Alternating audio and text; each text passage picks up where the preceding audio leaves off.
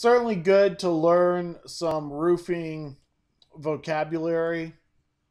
Some states you might have to take a residential contractor's exam to get licensed.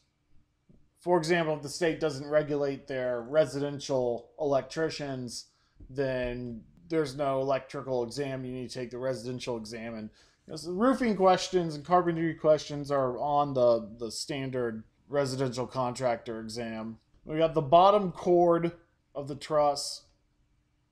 We got these nail plates, these metal things on the sides that give it some reinforcement. I've been calling these purlins. They're also called battens.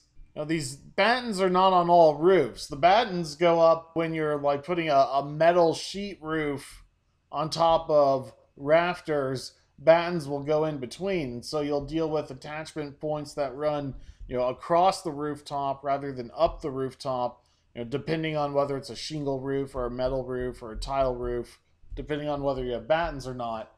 That could determine whether or not your solar panels are portrait or landscape. Batten roofs are a little bit more complicated to get the spacing right. So we got the bottom chord, we got the top chord, nail plates. The fascia is another good term. It's that piece of wood that runs along the side of the house.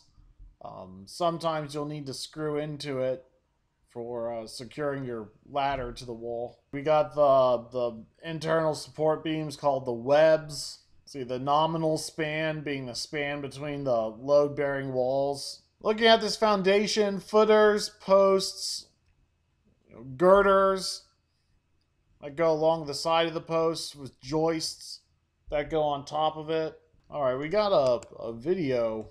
That's fun. Let's see what this is. So this is a video on Solar Roof Check. They are a engineering company as a service. And if you want to go a step above what is typically found in a residential sales process, you can include structural engineering evaluation.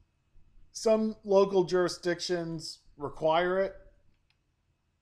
And so I just wanted to show you what items you would put in to get an engineering analysis done. Snow load. Down south, it's 10 pounds a square foot. Up in Minnesota, it might be 50 pounds a square foot. Wind speed varies greatly whether or not you're on the coast or inland. The main thing with wind speed is there's the wind speed and then there's the 3-second wind burst speed, which is faster than the wind speed. So you have to pay close attention to whether it's asking for wind speed or wind burst speed. How much of the roof does the solar array cover? How deep are the lag screws? What's the roof type? What's the span of the bottom chord?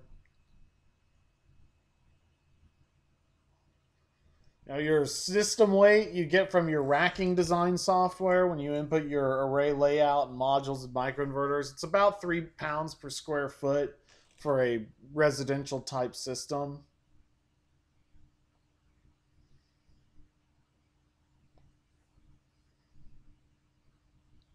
So here they're putting in the spacing between standoffs and whether or not the standoffs are staggered.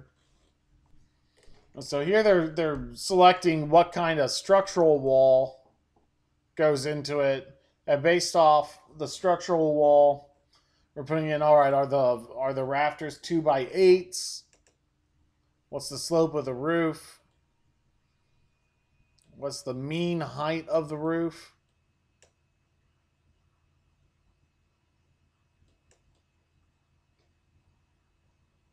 The type of decking, the roof slope,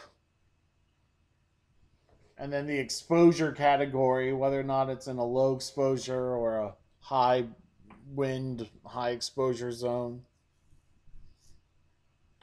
And so those are the items that would be needed for a site evaluation. And if you need a structural engineering stamp, you run through these calculations and the engineer stamps it for you. Or what they're providing here is an engineered report rather than an actual stamp. In building code, there are structural load calculations, and let's just go through these real quick so we know what they are. There's different case loads for maximum load on the roof. So we see the roof being uplifted on the standoff with half of the weight of the solar array considered as combination one. Wind can also be saying what's the dead load of the roof, what's the dead load of solar. Uh, uh, you know, and then for risk factor for the roof and for solar. So in building code, you can find these calculations. He's putting his name on it as a structural engineer, even though it's not a stamped document, for relatively cheap. And that would allow you to say, okay, we've done our due diligence on the roof structure. So sometimes you will be asked to submit an engineering compliance report. They're looking for these different load count combinations to make sure that they have been competently calculated.